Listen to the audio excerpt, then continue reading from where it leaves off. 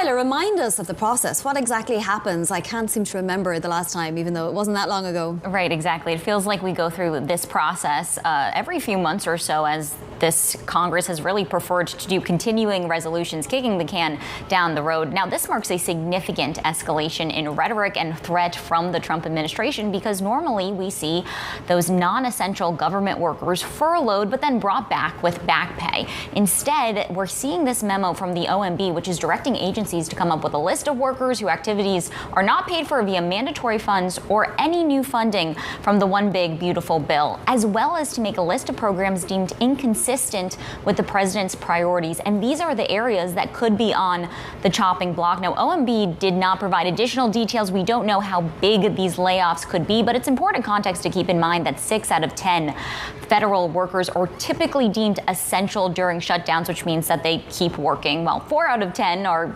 told to basically stand by until Congress reopens the government. So, of course, this could have some very big economic implications here, Bonnie. But just for an update on how these negotiations are going, they're not going too well.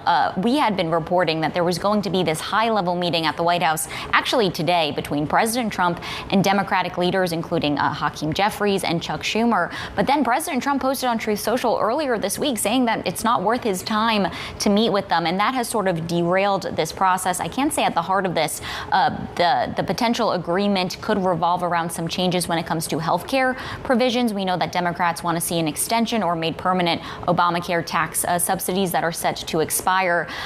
They also want to see some changes from the One Big Beautiful Bill, but it's really hard at this point to see that Republicans would make any changes to the president's signature legislation.